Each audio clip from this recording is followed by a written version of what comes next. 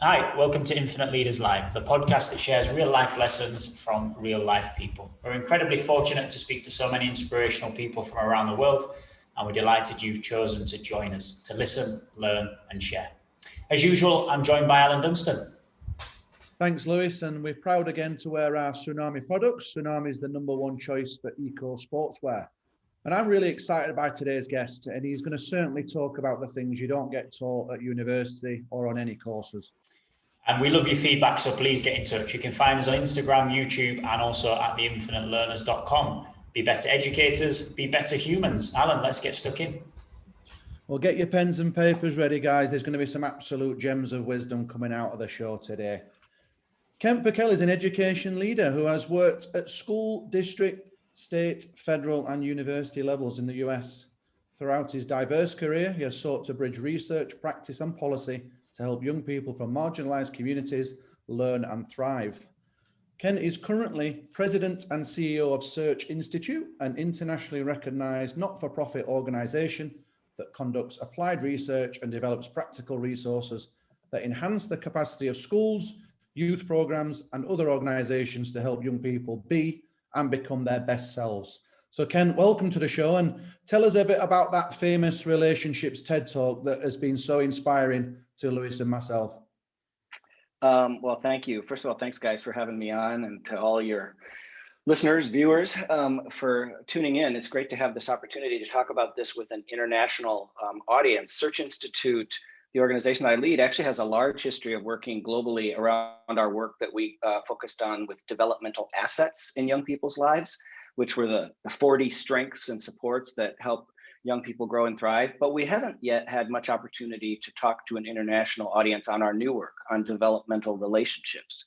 And so this is actually really exciting. It's an open question in our minds. How do kids experience developmental relationships with adults differently across lines of culture and nationality? And we've looked at that in the US context, but we're very excited to start looking at it internationally. So this is maybe the beginning of a conversation. The TED Talk that I did a while back was an effort to try and connect a bit of my personal story to the professional story that we're engaged in at Search Institute. I start out talking a little bit about the beginning of my career. I began as a teacher, a high school teacher in the US, and then through some different things that took me off that path. As you mentioned in your intro, my career really has focused on trying to connect the dots between three things in the US that don't connect very often, which are research, practice, and policy. And that's definitely true in education. It's also true in the US in many other areas that influence kids' development, like out of school time, foster care, child welfare. So the personal story was that I was a young parent. I was married to my wife, Tanya. We had a 6-month-old, a 3-year-old, and an 8-year-old, and she was diagnosed with terminal cancer at stage 4 when we had a brand new baby. And she fought that disease bravely for 2.5 years, and you can imagine sort of what that was like and what that did to our world.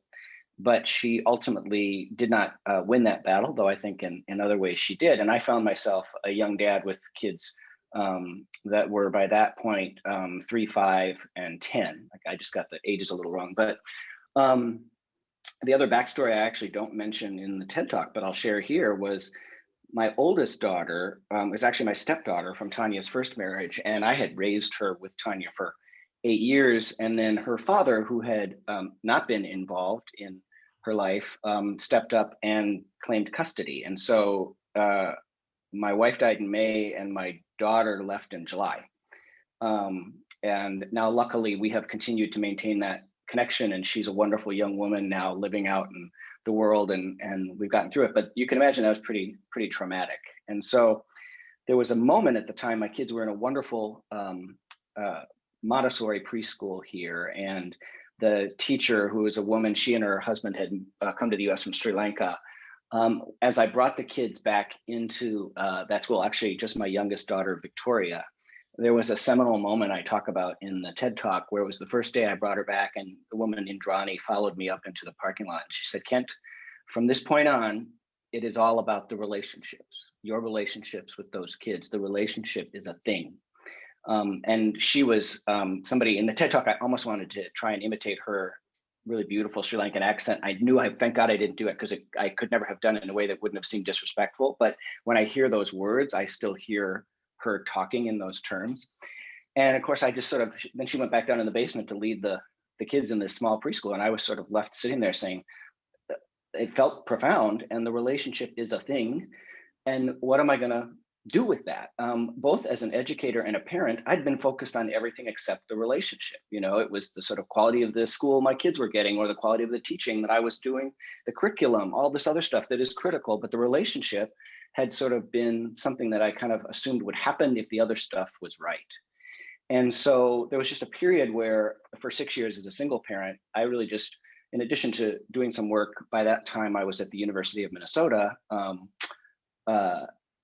I just put my head down and I focused on the relationships I had with my two kids, Adam and Victoria. And I'm pleased to say that they've done pretty well. And I got remarried in 2012 to Katie, and we added her two kids, Thomas and Molly, to kind of a blended family. But then when the opportunity came to go to Search Institute that same year in 2012, there was a question as to how are we going to build on that legacy research that I mentioned on developmental assets, which was really the big picture, the ecological picture of what kids need to thrive. And there were 40 factors. And Katie was a school principal at the time. And she said to me, I said, do you think I should apply to go to, the search firm called me to go to Search Institute. I said, do you think I should apply for the job? She said, yeah, I think you should. I really like their work. I like that they're focused on strengths. But here's my problem. I got 800 kids in the school I'm leading. 3/4 of them live in poverty. I have all of these academic expectations to meet. I can't focus on 40 assets. Could you give me 2 or 1 to work on? And she meant that flippantly, because she knows that there are 40, 50, 60 factors. But where we came back to, as my colleagues and I started to think in 2012, what our work should be at Search Institute, that one thing is the relationship. All the other stuff matters, but the one thing, the active ingredient, like fluoride in toothpaste or like the roots of a tree, are those relationships we build with kids. And so since that time, we have been trying to zero in on what is in a developmental relationship. And then really, in some ways, even more importantly, how do we build them? That was a very long monologue, and I apologize. When you asked me about the TED Talk, I think some of my wheels back to trying to put it together a few years ago kick off, and you end up getting a little bit of the language that's there. So. Wow, thank you for sharing that, Ken. And that idea of coming back to relationships is huge, isn't it? And there's lots of different exit points from what you've just talked us through there. And I'd like to maybe hone in on that moment in 2006. Your wife was diagnosed with terminal cancer, and the following 2.5 years, as you alluded to there, would have been incredibly difficult.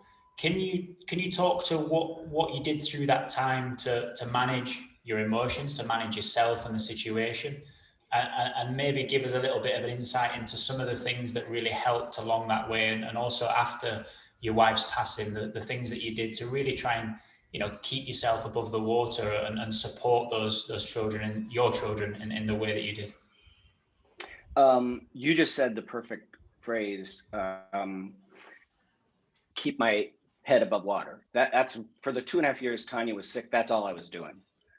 I wish I had a soaring, transformative key that I found during those years, but it was one foot in front of the other, because as she got progressively sicker, I was also managing her medical care. I was, doing most of the kid work, and I was working full time, as actually she almost through the end of her life. And so really for those 2.5 years, it was just a process of getting by. And, people go through periods in life that are like that. And I think that's why that comment, and, to some extent, when you do a TED Talk, you to some extent, you want to find, or not a TED Talk, any kind of thing, you want to find one moment that crystallizes something. It wasn't as though I had never thought of this stuff, and then this one leader of a preschool said this thing to me, and suddenly I saw everything different, but it did crystallize it. I realized during those 2.5 years, when I was putting one foot in front of the other, I was not focused on really the relationship with my kids. Because it was really just about, getting by. I was a good dad. I was a good husband to Tanya, but I was not sort of thinking deeply about either of those things.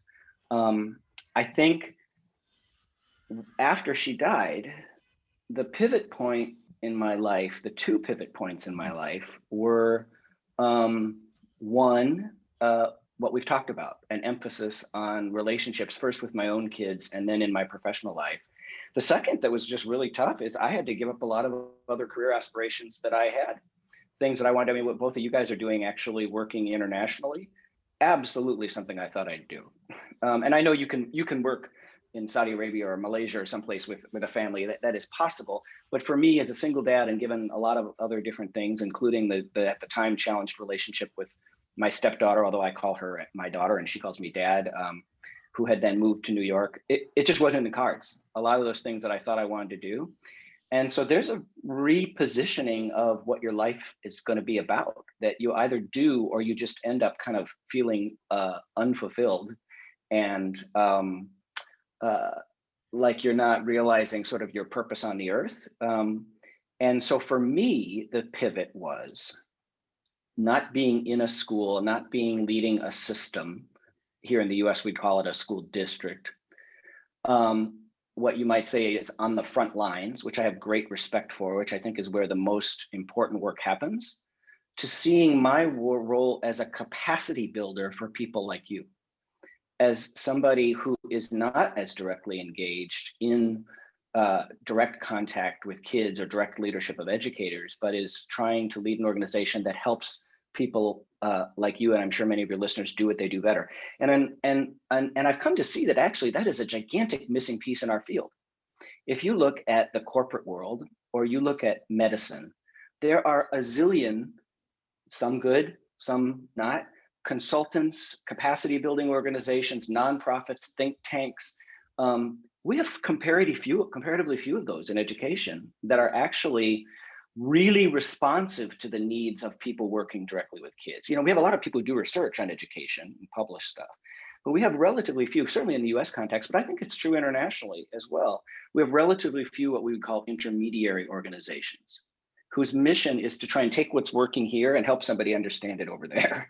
And so that was the professional pivot I kind of had to make. And I unquestionably at times look, at over the fence at people who are in a more direct service role and think, geez, I should be there. But the good news is, although I keep getting shocked that I'm 53 at this point, I still have a lot of years left. And so I think at some point, I'm very, very happy where I am right now. At some point, having the opportunity to apply the skills and lessons I've learned to leadership in a role that is more directly helping to guide education and services for kids might be a next chapter. But I've had to kind of take a 20-year pause in that and have been in this sort of space between research and practice and policy during that time.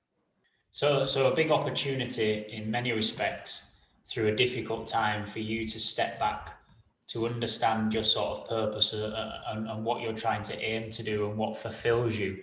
And then an opportunity for you to try and, like you say, bridge that gap. Just for a moment, I just wondered if you could talk us through the things that sort of anchored you through that difficult time. Were there any specific tools or strategies or things that really helped you through what obviously must have been an incredibly tough 2.5 years, and then the process afterwards as well, that, depending on reactions and depending upon your own personal thoughts and opinions, that might have taken quite a while as well for you to try and get over such a tragedy. So I just wondered if you could speak to that a little bit and tell us some of the things that helped you through that really difficult time. Were relationships a huge part of that as well? I think it's a great question. And of course, one that off the top of my head, I probably have not been, I know I have not been self-reflective enough, because partly, I think I got through those years, thank God, now here we are. I guess what comes to my mind immediately as you describe that is there was a process of what I might call hunkering down that then gradually expanded to sort of broaden my zone of concern, which is to say that after Tanya died, and maybe arguably even before, I just had to really let a lot of stuff go that I had always cared tremendously about, especially things that had to do with kind of ambition and accomplishment and things like that. And I just had to sort of say, okay, my zone of concern is going to get much, much tighter here for a period. And then progressively, I think as, especially as I knew my kids were going to be okay. I mean, you're never okay when you lose a parent. And in the case of my youngest kids, don't have a memory of your parent, which is a life wound that I always am concerned about helping them heal as much as they can. once I had a sense, okay, they're going to make it, they're going to be okay, and we did counseling for them and things like that, then I could actually start to sort of broaden my zone of experience. And one of the things I decided to do was get a doctorate, because I never thought I needed one before that point. And I was already working at a university. And so I actually literally just had to walk across campus. And I decided, okay, I can do this. So in addition to being a single parent and working full time, I started, engaging in some higher level learning. And that was actually conveniently where I met my wife, Katie, who was in the same program that I was. And so there was a nice unintended consequence of broadening my world from where it had been in a way that was significant, but it was doable. It was proximal. Like I wasn't moving to, London or something like that. I was saying, okay, let's embrace a new chapter. Kent, there it's extremely inspiring listening to your story on the TED Talk, and it reminds me a lot about a book that I'm reading at the moment and that you may have come across by Viktor Frankl about the man's search for the meaning of life. Yeah, it's a absolutely classic. Phenomenal. And I just want to explore that for a moment, where you've gone through a really bad time and then you had choices to make, just like Victor did in the concentration camps. What then? How did you then make those choices to go on and do the things that you've done, rather than going in a negative spiral? That there's not many people that can pull through like you've just done and then be really successful as a result.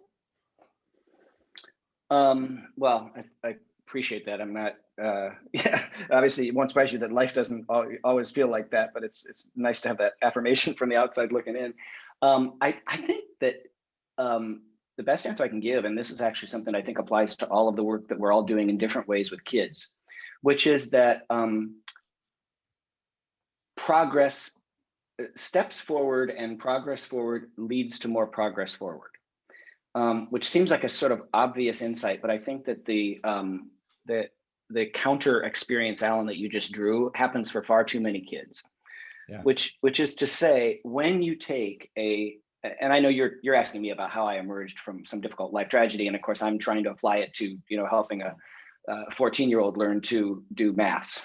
So I don't want to stretch this too far, but when you exert effort and take a risk and take that chance, and then you actually have at least partial success, or if not success, some way to reflect on what you did, learn from it, and do better, it starts this positive cycle that actually can suddenly, years later, you find yourself in a dramatically different place. But if we don't actually ourselves in our own lives or in our work with kids, help them take those initial proximal steps, and then I think there's a metacognitive piece to it. There's action reflection. I took the step, I did this, wow, I did it, I learned from it. And so in my case, it was a succession of some of those smaller steps that actually start that sort of a virtuous circle. And I don't want to go on too much of a tangent, but I really come, both as a practitioner and in terms of even my own academic work previously, from the School of Education, where what we study is learning and cognition and Vygotsky and Piaget and all that kind of stuff. And that's really important. At Search Institute, I have inherited and gotten to learn from a pretty different tradition that usually in the US context, and I think often internationally, goes by the name positive youth development. And it's a huge, rich research tradition that Search Institute has been privileged to contribute to, but there are many other researchers around the world. And there's a zillion different aspects to positive youth development, but I think the insight that you just asked about is the key one, which is that there are positive cycles of reinforcing mechanisms that we can help kick off in kids' lives. And our work on relationships is firmly in that tradition. When you connect with a kid through a developmental relationship, and I know we're going to talk a bit about what that means, then the kid starts to work harder in school, or then the kid faces the tragedy that they are dealing with at home, or whatever it is. And then they actually are more able to engage in the relationship, and then the relationship is actually able to help them further reinforce that work in school or grappling with that tragedy. And there's this wonderful virtuous cycle that can actually kick in. And I'm making it all sound sort of mystical and easy, and of course it's not, but I think that's kind of the best example that kind of comes to mind, both from my personal life, and then also, again, maybe trying to extrapolate it a bit to the work that we're all trying to do with young people. When you, as a teacher, as a counselor, as a coach, reach out to begin to build that developmental relationship with a young person, it can have those spillover effects that you could never imagine happening in ways that actually may last decades beyond your direct interaction with that young person. And you've taken some time, Ken, haven't you, to really consider the elements of a developmental relationship. I know from the TED Talk, you lay them out in a really clear and a really concise way around expressing care, challenging growth, providing support for the children, sharing power and expanding possibilities. And that's, I'll be really honest with you, it's something I've had on my desk at work for a number of years now. And I'm a huge believer in the line that you shared around relationships taking work. It doesn't matter who they are with and in what context you have a relationship. They don't evolve naturally and organically at the rate that they would if you put some thought and some consideration and you really worked hard at them. Can you tell us a little bit more about those 5 elements of a developmental relationship and how they might apply to children and maybe to adults and colleagues as well? Yeah, absolutely. I love that you have it on your desk. We were working with a school, and as at least in the US context, many assistant principals in US schools just get stuck doing all of the discipline. So when kids come in, so the assistant principal in one of the schools we were working with, he had the framework, which your listeners, viewers can go to our website at searchinstitute.org and you can download the developmental relationships framework. So there's those 5 elements, and underneath the 5 elements are more specific actions that you actually can do to bring the 5 elements to life. So there's 20. And this assistant principal had it on his desk, and he said, whenever I have a kid come in for a disciplinary issue, I try and use at least 2 of those elements in my interaction at that critical moment. Because he was dealing with discipline, that meant he usually had to start with challenge growth, which is about pushing kids beyond their comfort zone. Hey, you can't keep skipping class, you can't keep doing. But he said the transformative piece for him was he was going to combine it with expressing care, providing support, sharing power, or expanding possibilities. And so there was this mental model of, yeah, I'm going to talk to you about your skipping class or whatever it is, but I'm also going to ask you about your aspirations for the future, which was expanding possibilities. So very practical application of the framework. Where we are in our work on that framework is that we really have shown that when kids experience relationships that are characterized by high levels of those 5 elements, again, expressing care, challenging growth, providing support, sharing power, and expanding possibility with their teachers, with their parents, and then with staff and out of school time settings, again, in the US context, their social emotional competencies are higher, their academic performance is better, their risk behaviors are lower. So the associations are all in the right direction. One of the challenges that is going to be very present for us as a research organization at the next phase of our work is that appropriately, in order to show that one thing causes another, you need to do studies that often are called experimental studies, kind of like we see if a medicine, like especially today, a vaccine will work, where some kids get it, some kids don't. And that's where you can show that the relationships cause the good youth outcomes, which we believe is the case. Proving that requires doing those kinds of studies, but the whole problem is relationships are not a program. They're not a packaged curriculum that we can actually give to this teacher and not to that teacher. So this is a methodological challenge that we face going forward. For your listeners who are practitioners, I think the main thing I would say, kind of oversimplifying all the crazy complexity that we all work with, is when you think about relationships, there's 2 things to keep in mind. One is intentionality, and the other is inclusion. Intentionality meaning you, exactly as that preschool teacher told me decades ago, you treat the relationship as a thing. It is as deserving of your energy and your discussion as a school community as the curriculum, as the instruction, as the discipline policy, as the other aspects.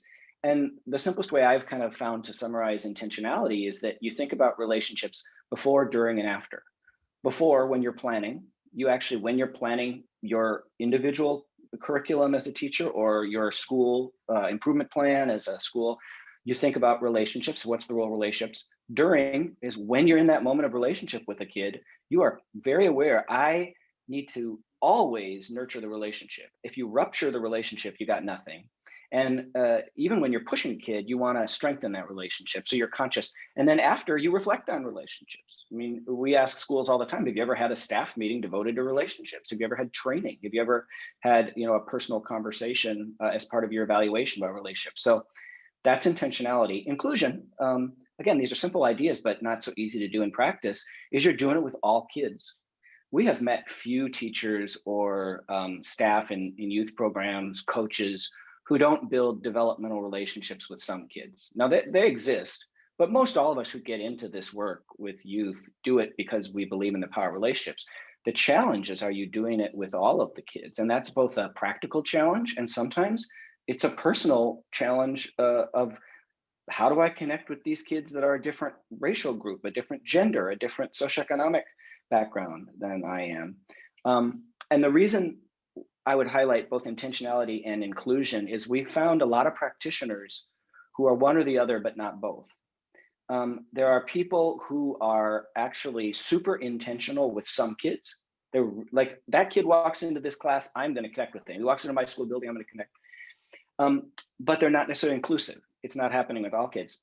The less common but still observed kind of practitioner is the inclusive person who's not intentional. These are people who are just like the relationship gurus. They're magnets. Like, they can connect with the kid. They're in the hall, they're in the class, they're on the field. They can do this quite organically, but they don't plan ahead for it. They don't reflect on it. They don't try and continuously improve it. And so what we're aiming for is kind of a Venn diagram where in the middle we have both inclusion and intentionality coming together in ways that are never perfect, and as I was saying before, never like a packaged curriculum, but that are quite observable in the culture of some schools and programs. So with those around intentionality, just to speak to that for a moment, would you have conversations with staff, with educational leaders and teachers that have that attitude of, well, I can do that. I'm good at that, and I make relationships, and that's fine. What's your take on that small minority, or maybe depending on the school, that small sample of staff that get that right and that already feel that that's happening organically? What would be the purpose of them to really start to unpick this and plan it and reflect on it? Well, one of the best things you can do to start to get to that is to hold up in your school the staff who really are master relationship builders. We do too little to acknowledge that as a practice that is deserving of celebration and learning. You have to be a little careful how you do this. You don't ever want to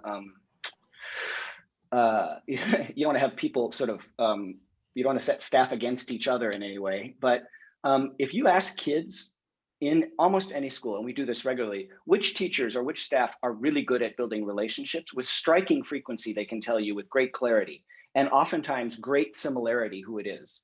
And we have to unpack that a little, because sometimes kids will name, especially younger kids, the ones who are most fun.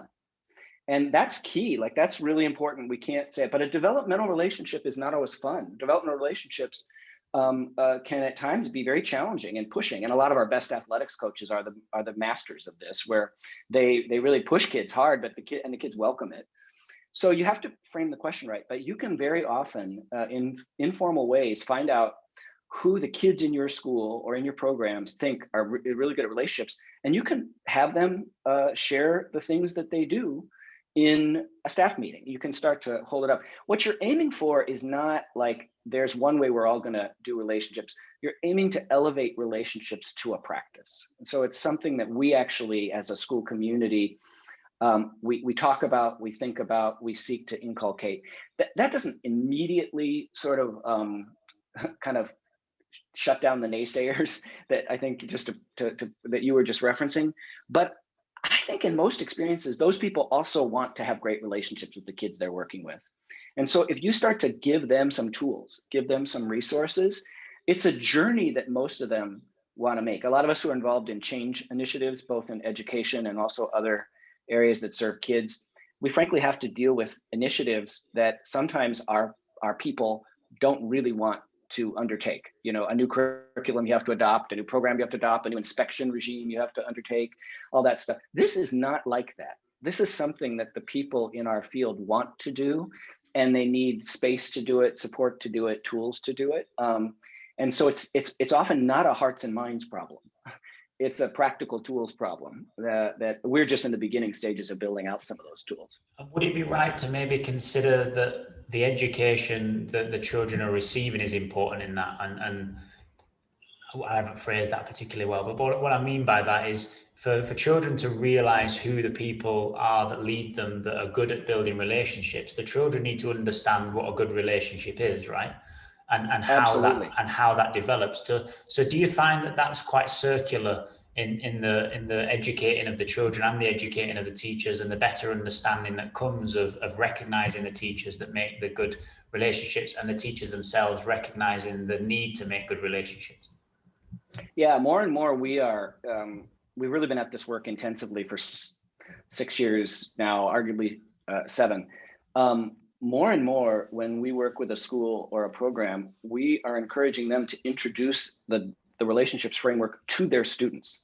Initially, it was something that was really for the adults, so that they would be doing these things more intentionally and more inclusively, and that's critical. But increasingly, we're saying, tell your students, and we have a series of activities where they learn about the framework, and then they do an activity where they map the relationships in their own life. Is one of the most effective ways to do it. But you also can just do it through a dialogue and a conversation. You say, when people study what helps young people succeed, they see that relationships that have these 5 things are really, really good with helping young people achieve their own goals. It's not just about helping you do what I want you to do in my class, in my school, but achieving your goals. And then you say it's caring, challenging, supporting, sharing power, and expanding possibility. And the question you pose to young people is, do you have that in the relationships in your life? And so very often when you start to do that, it's exactly as you were just saying, the young people actually begin to think about, I might accept this teacher pushing me harder because I know they really care about me. But until you've actually made explicit the purpose of that relational interaction, the thing that we hear from a lot of kids, and it's striking, and this again in the US context, we regularly hear kids say, that teacher hates me. Frequently we hear that. And when you actually think about an adolescent, assuming this adult hates them, of course the adult doesn't hate them. And that's to some extent just overblown developmental language, but they're interpreting that kind of interaction as in a very interpersonal way, as dislike or something. And until you actually have that relationship with kids and say, hey, this is why I'm doing this, it's making it explicit. Kids will intuit reasons for your actions that actually quite contrary to what you're intending. So even with kids, it's making the relationship a thing. I fully get that, Kent, and there's a bit of a movement in the international circuit about Maslow before Bloom, and it's certainly it's got quite a big following on Twitter. I'm interested here to explore not just the student-teacher relationship. I'm interested about staff-to-staff relationships. Now, both Lewis and myself have been in new schools this year, and we've spent a lot of time building sort of connections with new staff. And I wonder if you've got any advice regarding making connections with staff to staff, and how you can then really form a strong bond moving forward to then help the students so that they then see that if the staff get along, then maybe that's what we need to be doing as well. Yeah, absolutely. So as our work has started to get a bit more, traction as a nonprofit, it's always, tough to get the studies funded and then get the work out there, which is one reason why your podcast is so helpful. We've seen a growing number of schools and programs first adopt our framework for their work with youth, which is what it was designed for. That's what the research was based on. And then what has been increasingly coming onto our radar screen is they start to use the framework for their staff-to-staff relationships.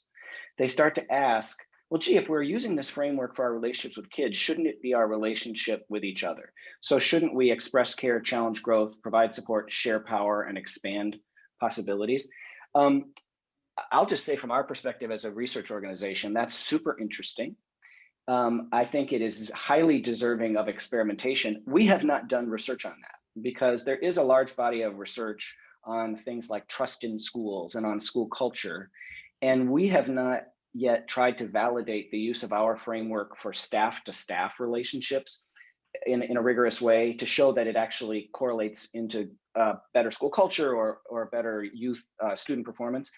I will say it's a very appealing idea, though, that is explicitly on our future research agenda. So not that your viewers out there can wait for us to get the research funded and done. What I would say more immediately, one of the most powerful exercises we do with staff is we have them take our framework, looking at care, challenge, support, sharing power, and expanding possibility. And we have them do a short one-page reflection on who did that for them in their youth, who did those things for them when they were young. And then we have them share across their team. These might be teachers who have worked together for 20 years and they have no idea who was the developmental relation for you. It's an incredibly powerful exercise. I know this might be a little obscure, but I put the tool in a free article I did for the Journal of Youth Development. So if you go and if you Google Pekel, P-E-K-E-L, you can download that tool. And we're also going to be making it available on our website starting in the spring. We're going to be launching a new digital hub to put all of our tools out there in one place, because right now we don't have that. But you don't need my tool to do this. You can introduce the framework and you can say, let's actually get to know each other as colleagues through the lens of our own development. The one caveat I will say to that, and I had this happen, I remember vividly once I was down in Chicago working in an alternative school with the whole staff, very, very high need school. We were behind like 3 locked doors and alternative school. And we did that exercise. And there was one woman who started crying. And she looked at her tool. We call it the developmental relationships in your development tool, the DR in your development tool. And it was mostly empty. There's 20 lines on it and she didn't have names. And she ended up saying, I don't know how I made it. And it prompted, luckily, it was unlike sometimes when I do it and have 100 teachers there, it was a small group. It prompted an amazing discussion, not only with her colleagues about her own development, but about other kids in their school who probably are having a similar experience. And one reason why for them stepping up, the thing as a facilitator, we talked earlier about my I've kind of found my role is more working with the people who work with kids. What that experience taught me was before I ask people to do that exercise, I always say, which I didn't that time, there's no right number of people on the list. You could have one name on this sheet and 19 lines blank. You could have 20 lines.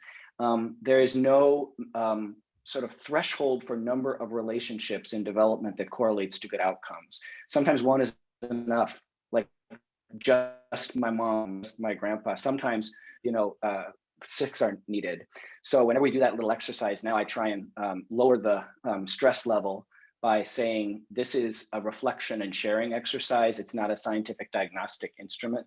And if your own experience was one that was not rich in developmental relationships, that's actually a powerful contribution to make to kids in a school community. I completely. Oh, sorry, Lewis. I just want to expand upon that, Lewis, a little bit with some of our own experiences this year. And in starting in new schools, we do something called with the staff called an autobiographical project, which we've done with the children as well. It's something that I think has been really powerful, particularly in my school, where I found out more about the people I'm working with, which therefore then helped the working relationship. And I know from doing that, I can then deal with that member of staff in a different way than what I would have done if I didn't know about their personal life. And I'd just like to for you to go through the 4 S's. I know the 4 S's from the podcast, from the TED Talk are very powerful. And I think if you could just touch upon them for our viewers, that'd be great. I would. Let me just super briefly echo what you were saying about the sort of getting to know, sharing both with each other as colleagues and also within a zone of appropriate distance with kids' life stories.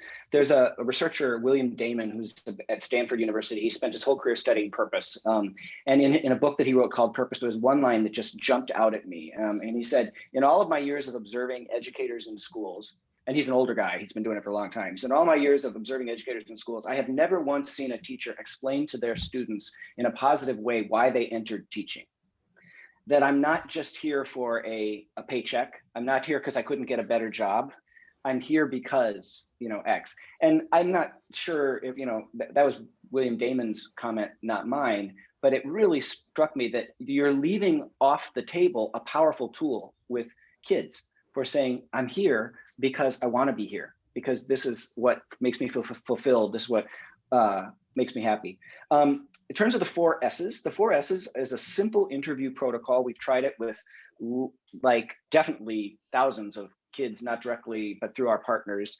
And we created it at the request of a wonderful organization in the US called Communities in Schools, that is in 2,500 schools across the US. And they work with the highest need kids in the school. And they said when they literally have a person in the school who gets paid for by Communities in Schools, but they support the educators, they broker social services, they do goal setting, goal management. They started as a dropout prevention program. Now they've gone into other things. They said, whenever we get a new student on a caseload, we do this long inventory of all the stuff in their life, their problems, their things like that. And it just is kind of death. It sucks it's valuable data, but it sort of sucks the life out of the first moments with that student. They said, could you create just a simple alternative initial, it's really for Communities in Schools, and they called it initially an intake instrument, but that is relational and conversational. And they do get to collecting all that other data, but ultimately, so what we created was this 4 S's interview protocol, and you can get this for free on our website. And it actually builds on Search Institute's research on developmental assets, but also incorporates the relationships. And the 4 S's are sparks, strengths, struggles, and supports. Your spark is what you love to do. It's a passion, it's a talent, it's an interest. It's when you feel full, alive. If I told you you could get up in the morning and do anything, you would think of this thing. And so that's where you start with kids. The second is the strengths. And what comes to mind very immediately for people with strengths is my abilities. And that's a piece of it. But really importantly, what we've learned in doing the 4 S's interview is that you need to explicitly also include the idea of values, what I believe as a strength. So, and these are kids, so they may not say things like, conscientiousness or something like that. They may say being there for my family, but that's a strength. So you're naming abilities and values as strengths. Then you get to struggles. And that's usually the way we pose that is, what do you worry about? And if you wake up at night thinking about something that you're concerned about, what might it be?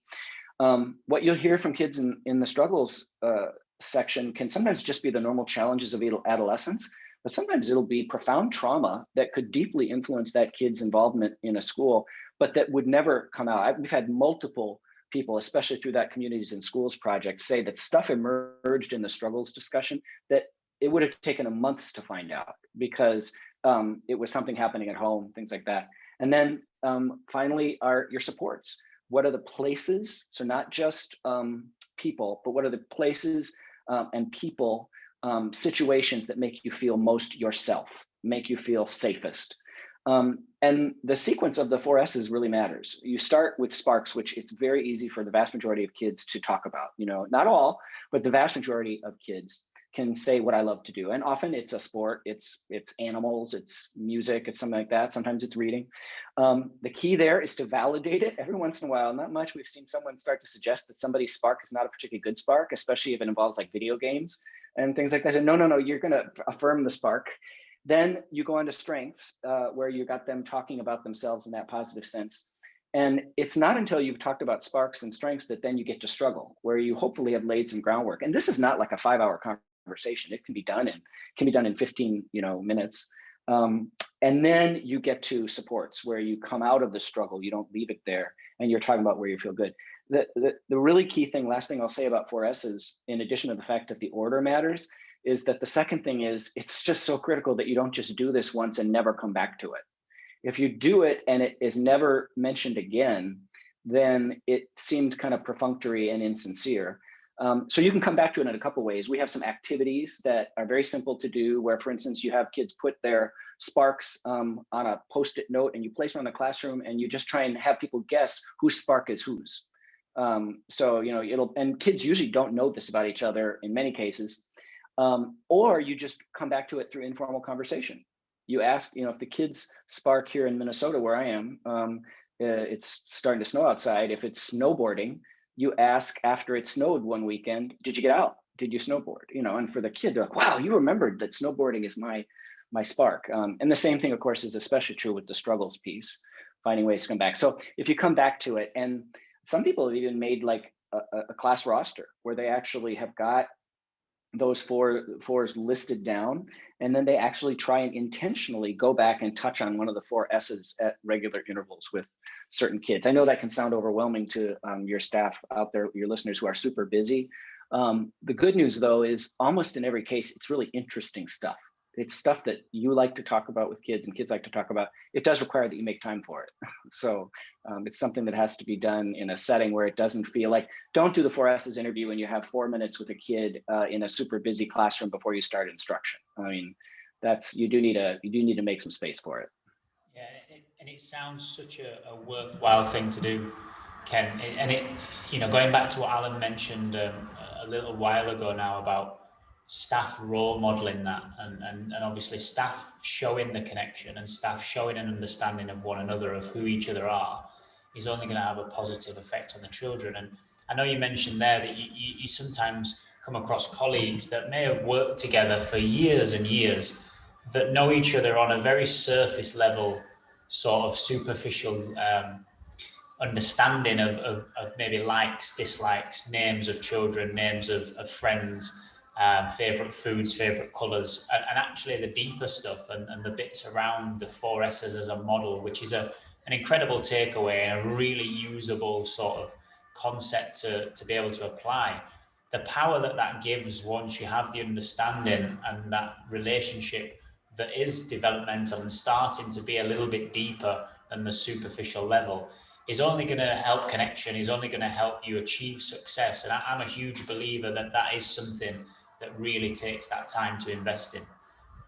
Yeah, and again, especially recognizing that school leaders, individual teachers, counselors, practitioners are facing competing demands for the time. I think one way to think of building relationships is go slow to go fast. It sounds like when you were just talking, Alan, earlier about some of the stuff you've done in new schools to build those discussions and relationships, that does take time, and there's a cost benefit. You could be talking about curriculum or fill in the blank down the road, not down the road like years down the road, months down the road. That investment will pay off in your ability to move new initiatives, to deal with crises more effectively because you've laid that groundwork. There was one school we were working with when we were building the 4 S's interview, and they wanted to do it day one of the first school year. It was a middle school, day one, right at the beginning. And then I was just there with the teachers and the principal, and we were in a planning meeting, and all the other things they needed to get done started to come up. Distributing the laptops, doing the discipline policy, getting the lockers, all these things. And they had just a certain amount of time in essentially what they called an advisory period when they could do stuff like this.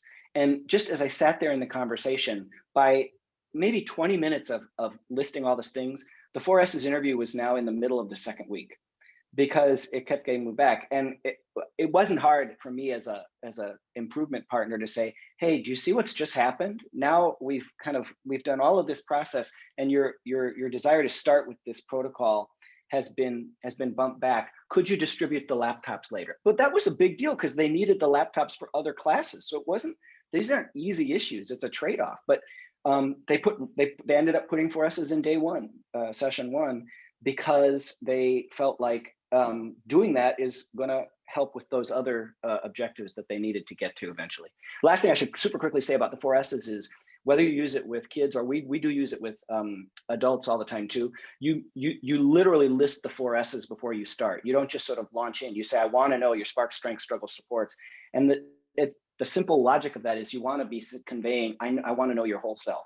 I don't want to know just what you're good at or just what your problems are. I want to know these 4 things. So you simply say there's these 4 S's and we're going to talk through them. And that's just an important thing so that they feel like you're on a journey, and the relational journey, and the journey is headed somewhere, especially with kids. Yeah, I love that, Ken. And I think I'd like just to explore here then. You're obviously talking about a relationship-focused school, both staff and student. So as we wind down the podcast, could you now, clean slate, what would be your wonderful relation-focused school? How would it look? How would it feel like? We actually have new research that we're doing on this, that a beta version of this will debut in spring 2021. But we're talking about schools, of course, are central, but we're talking about relationship-rich organizations, the organizations that serve young people. First of all, there is, if you think about relationships as the roots of a tree, which we do, the critical insight about the fact, because it's relatively easy to think about, trees grow stronger if they have deep and healthy roots, and so that kids can grow, they can thrive, they can withstand what life throws at them. But the reason we've also adopted that tree metaphor is that the health of the roots is deeply influenced by the quality of the soil and the air around it. And that's the organizational context for schools.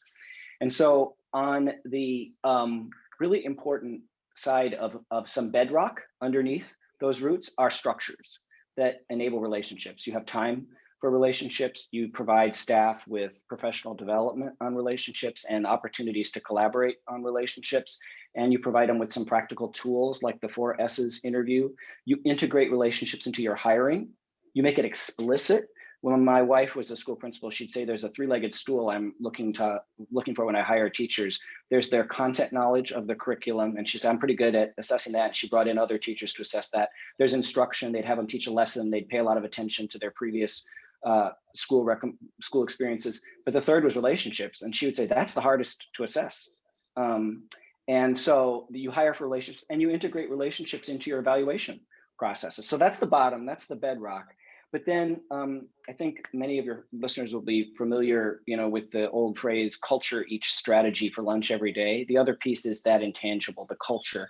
That's the air that's out there. And I think what we're thinking is that there's skills and there's mindsets, and that there's a set of relational skills that staff need, both with kids and with each other. Many of those are contained in our framework, but not all of them. One that's not in our framework that we're thinking more and more about, that we've kind of talked about here, is appropriate vulnerability, sharing something of yourself. And so there's those skills. And then there's the mindsets. It's that what we've been talking about this whole podcast, I see relationships as a thing. So when we have those skills, those mindsets, and that bedrock, the roots can grow and the tree is going to be more successful. And so that's some work that we are very much in the midst of synthesizing findings from a major 3.5-year project where some of those characteristics have emerged, and we'll be releasing them, and then we'll be testing them and seeing if we actually find out that our hunches have any merit. That's exciting. We look forward to reading and watching that, Ken. We're going to start to wind it down a bit now. We've got a few quick fire questions for you. We've talked a lot about relationships. For you, what's the one most important factor in a relationship?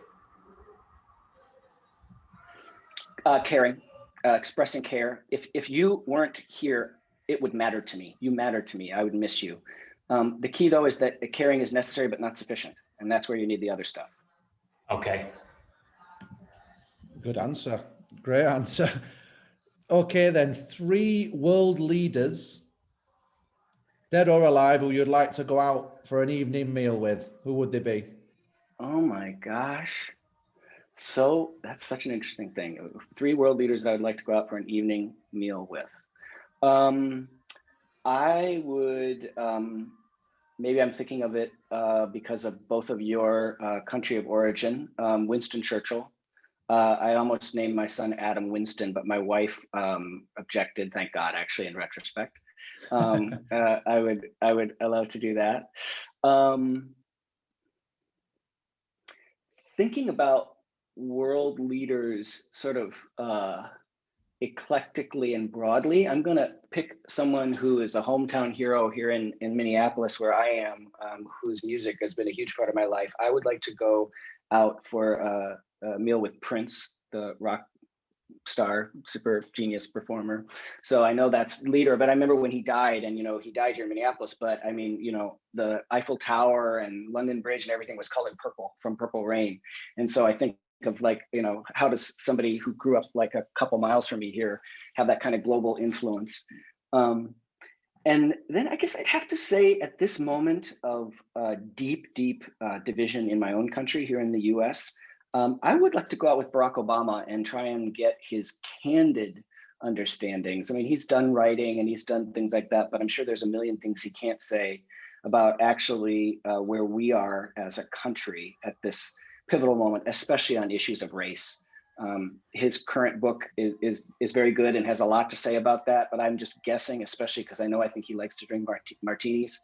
If I got him to drink one, I might get a little different level of insight from him. So those are three off the top of my head, kind of random. Yeah, That's a really good question. A cheeky martini and a cigarette Barack likes, doesn't he? That's right. I'm reading the Promised Land at the moment. It's a fascinating read, really, really cool. Last one for you, Ken. We just mentioned books. Tell me what you're reading at the moment, or a book that you have just read that you'd recommend. This is it's funny because I never, I'm not going to give an education one, but after he just died, John le Carré, the Spy Master, I just read my first book by him because I've never read any. And so I read Agent Running in the Field. And the reason I mention it is because when you were asking about the personal journey that I've had and sort of some of the things that I did to kind of get through the loss of my wife and things like that. One of the things that literally for, I think, at least 20 years has fallen off my life is reading fiction. I have gotten to where I'm always reading something about psychology or education or organizational change or something like that. So literally over the holidays, I because le Carré just died, I said, I should read this guy's book. He's like a legend. And it was really good. I didn't like the ending, but it was really good. So I'm like, I figure after 20 years now, I ought to start reading fiction again instead of just being.